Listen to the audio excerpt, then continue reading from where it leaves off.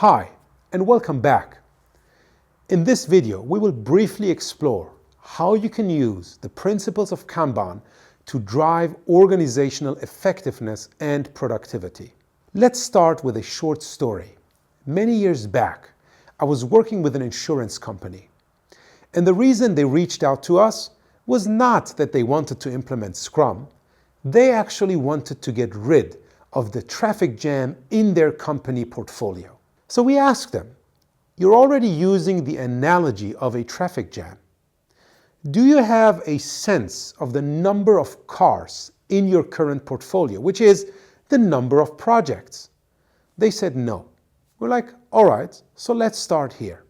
Let's first start counting the number of projects that are currently in progress. We ended up with something over 250 projects and an average number of projects of 5 or more per individual. Based on what we have covered so far, you know what this means for individual and also team productivity. The next question we raised was that if you have a traffic jam on a highway, would you still allow new cars to enter that highway? And of course their answer was no. But then we also asked, are you still taking in new projects into your portfolio? And they said yes. And we said why? They were like, yeah, we start a new project whenever the funding is approved.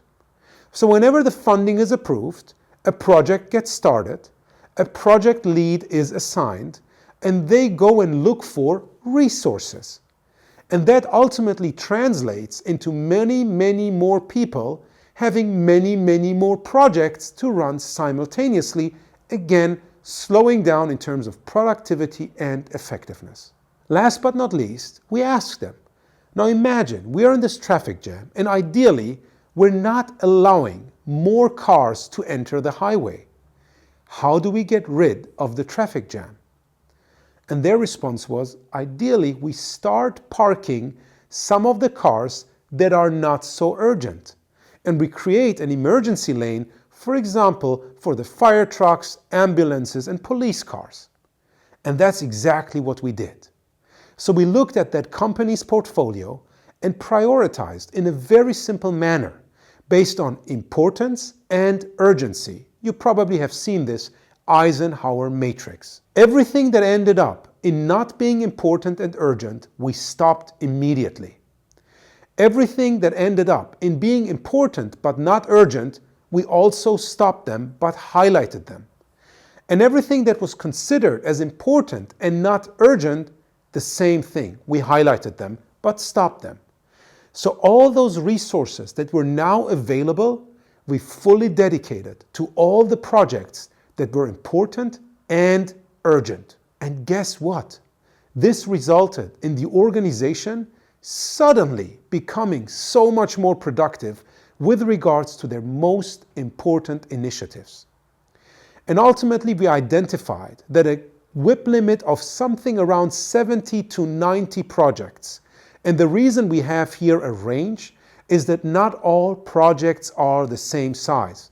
But that range seemed to be an okay number in terms of flow for that specific organization. And also, every single team member was now only on around 2 projects simultaneously, incredibly increasing their personal productivity, effectiveness, and guess what?